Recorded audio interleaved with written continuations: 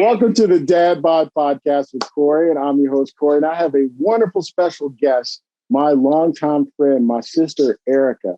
Erica, introduce yourself and tell us all about your awesome, awesome self. Oh, I don't have to introduce myself. You tell me that part. Hey, I'm Erica. I'm a teacher at a private school here in Texas, just north of Dallas, out in the suburbs. I know Corey through running, and we met through social media. We met in real life down in Austin, where I got him addicted to Whataburger. If you don't know, now you know. I'm putting all y'all, I don't know what the cool kids say anymore. On notice, whatever it is. I'm too old for that. I'm older than you, so you know I don't know. Like, I don't know. Apparently, it's not cool to say no lie. You got to say no cap or whatever. But anyways, so I am, like I said, I am a teacher at a private school in North Texas. I feel like that is relevant because it is a predominantly white private school in area, and I am a Black teacher during this time. So I'm very fortunate that I am in a place where I feel safe and invited and welcome, and where I can be myself without any apologies. And I have really great parents, but you know, we are still where we are. And there are things that happen, you know, when we leave our doors and go out into the real world. Oh, that is perfect. And I'm glad you said that, because this is also audio podcast as well as a video. So I didn't want to make that assumption. So, and yes, and one of the things you and I have, you left something out of our introduction, is the you introducing me to a man Mosa.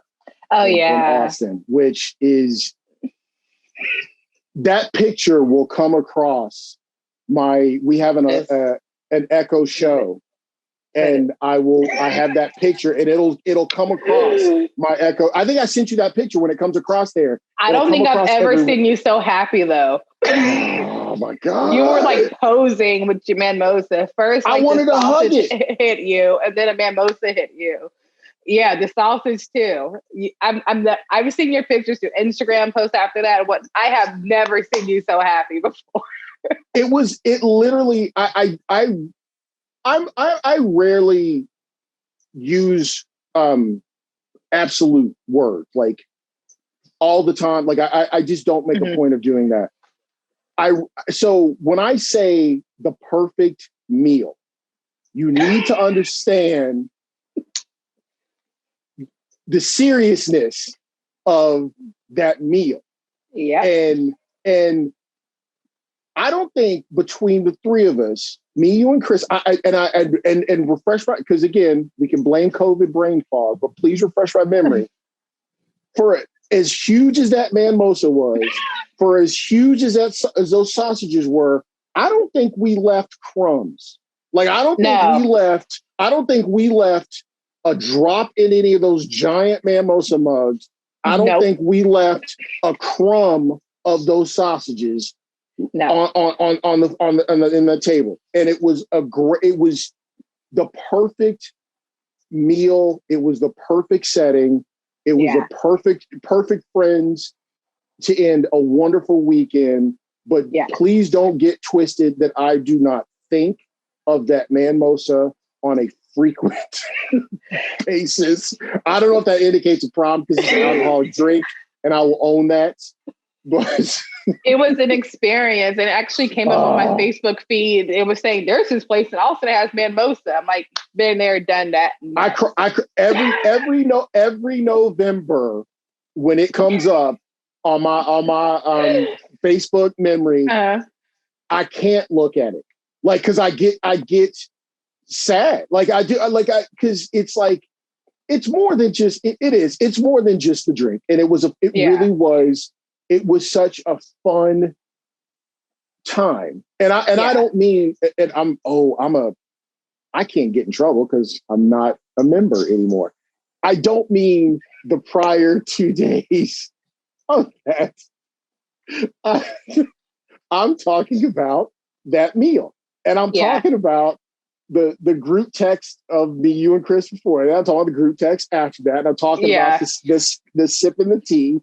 But I'm saying, like, that was just Like that's my memory of that weekend. Yeah. Like honest to God, that really is it. And it's like, but you were like, you guys got to get this. And I'm not really one, like I'm not peer a pressure. oh yeah, 100%. And I'm not a frou drink person. Like I'm just like, just give me the alcohol. Like I'm a Kentucky kid. Like just give me the bourbon. Give me. And you were like, you got to get it. I was like, all right, I'm gonna do this because Erica's gonna beat me up if I don't. And I took a sip. And I was like, okay, Erica, you right. Like and then I took more sips and I was like, Erica's really right. And then I was eating and we was having a good time and we were vibing next to us. And it was like that was the memory to get on the plane with. Yeah. And that was like, and so it was perfect. And I've always said, I always felt like if I go back to Austin, and I go back there to have it, like it has to be with you. Like I can't just, I can't like, if I had that opportunity to roll into Austin right now and to go get it, and I was by myself, I would not step foot in there to go get one by myself. Honestly, God, I would just be like, I would take a sip of it and be like, it don't taste right. It doesn't taste the same. It was the whole experience together that kind of made it just so great. And it was fun. So I throw that in because that really does. It comes up on my Echo show, and I'll sit there and be like, that was so much fun. Like, that was so much fun. That was dope. And so this past, this being April and this being May, this will be Monday when I start posting these. I know this is probably going to end up being broken up into a couple of episodes of my podcast. You and I have had specifically the past year and a half. Oh my goodness. Whew, that hurts. I'm glad I'm sitting down because I'm like, I needed a minute to say that for a second to really talk about the civil unrest. And I think one of the things you and I, and I'm going to be very purposeful with my next words because I don't want to put you in a bad position. Mm-hmm. Stop smirking. This is gonna be interesting. I'm like, look. I am looking away from the camera stuff now. No. And I'm looking away from the camera, but like, what you got to say? Okay.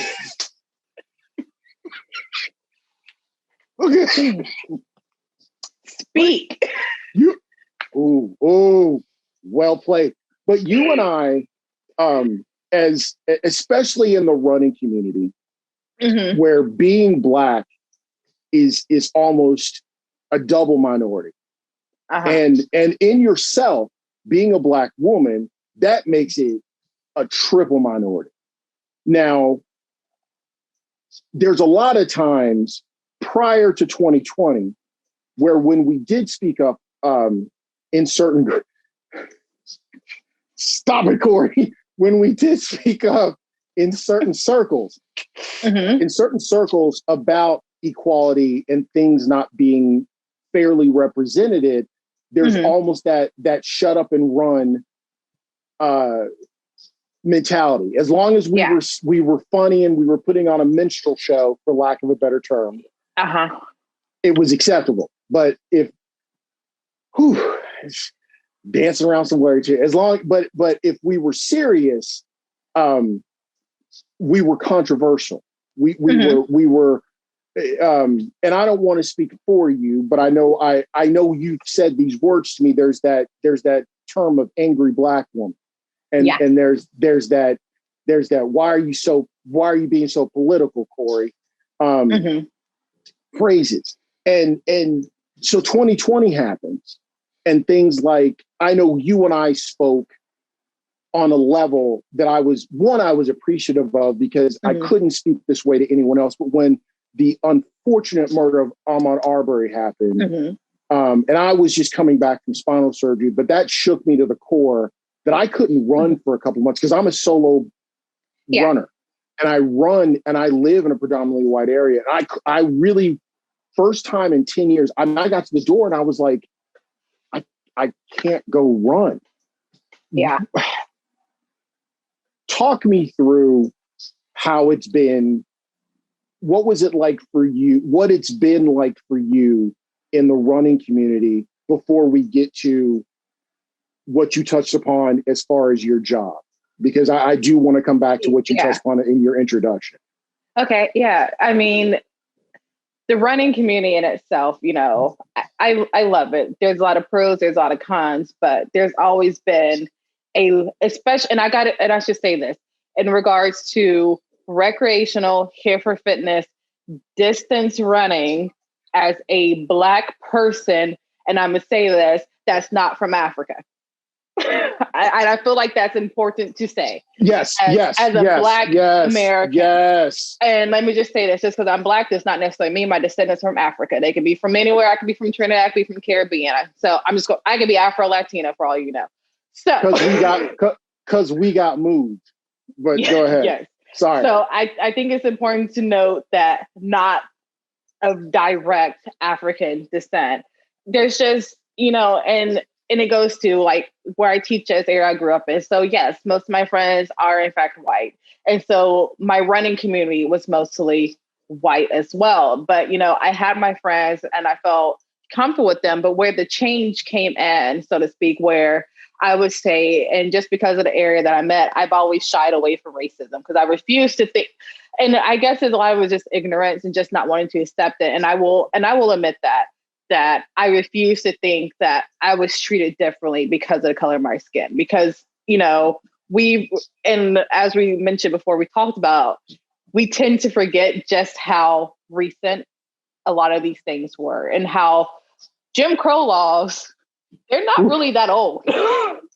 And so I was in my own way, and I admit that now, I was very ignorant about that until I started running Ragnar Races. And it's not anything against them. It's just, you know, it's, you know, an overnight relay race, 200 miles with your friends, yada, yada, yada. And until I ran one in Texas. And so since it's overnight and the way it was set up, it was a lot, and this is Ragnar in general, it goes through a lot of smaller towns. Generally, just from growing up in road trips, we didn't stop in smaller towns for a very no reason of there was a lot of racism there. So my fear of running legs at 2:00 at night in small town Texas by myself, the anxiety and the stress level that came with that was like top notch. And then it only was increased when no one else on my team could relate.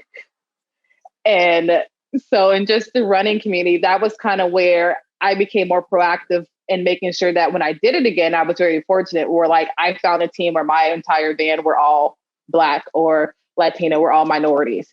And that's who I run with. And so we all kind of look out for each other and have each other's backs. But guess what? They're not in Texas. That doesn't exist here. Yes, we have Black girls run. Yes, we have Black men run. But the reality of it is that, like you, I'm a solo runner. If I want to go run out my door, it's like there's other things I have to consider. One is Texas. There's like coyotes and stuff running around, and I don't do nature.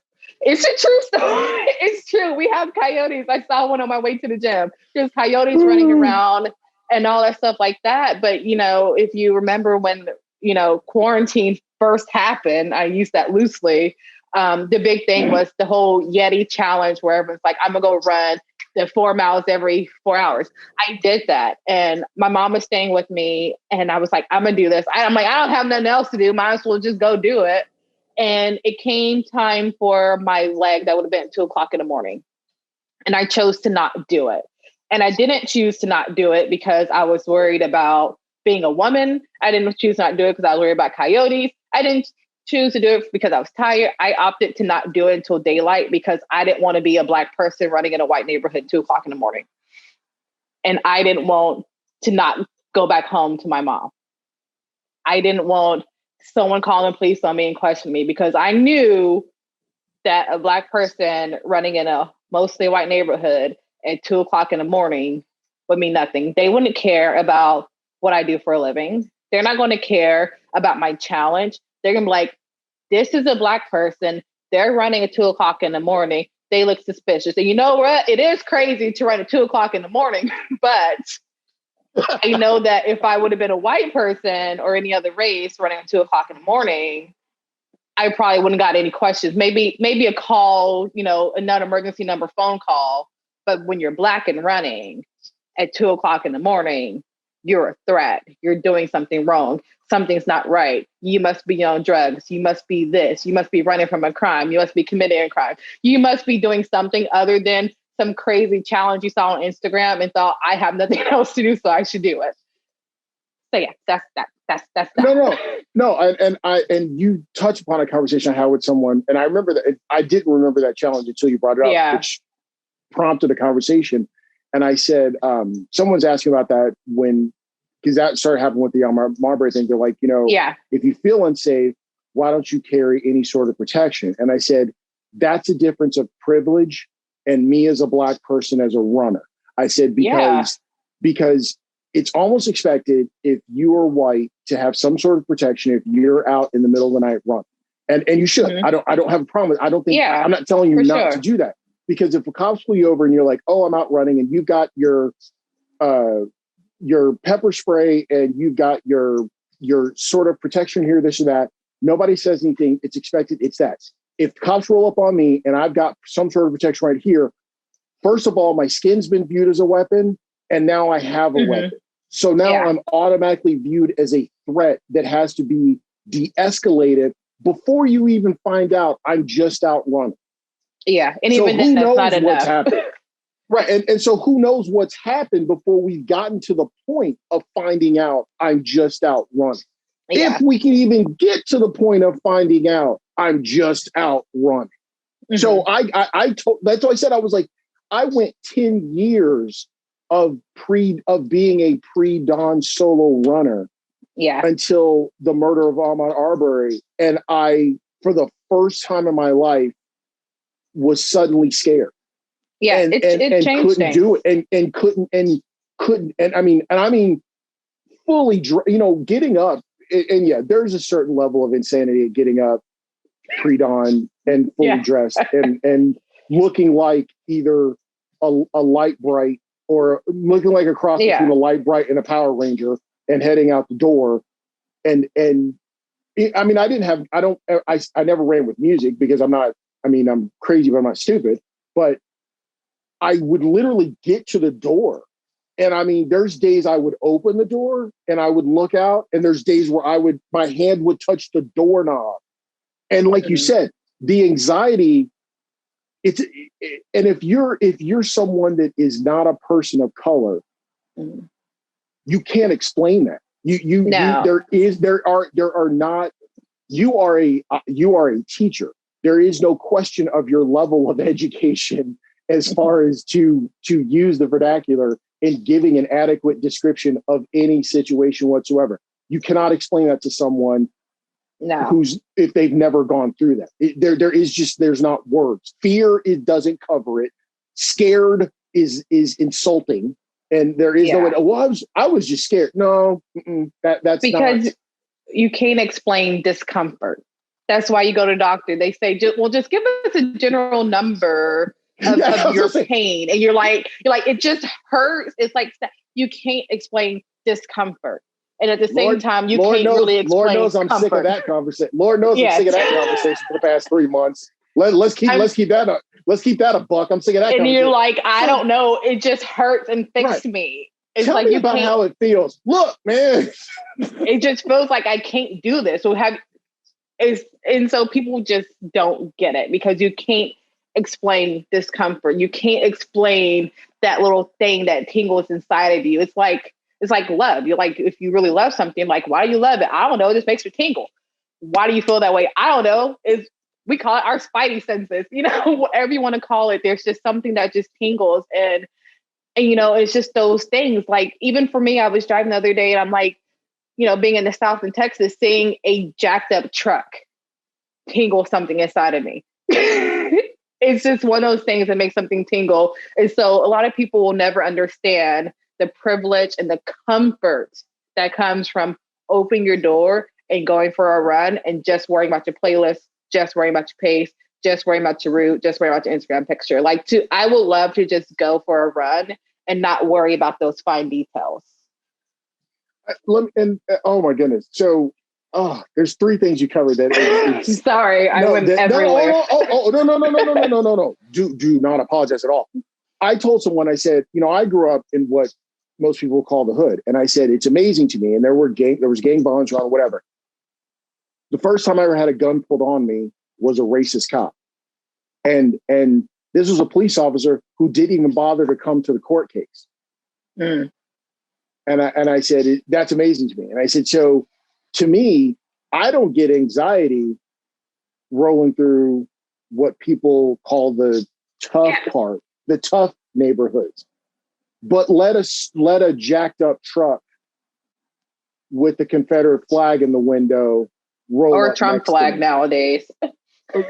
Or don't tread on me flag roll up next to me. And suddenly my Apple Watch goes, your heart rate just jumped to 120, but we notice you're not doing any activity. Is everything okay? True story. True story.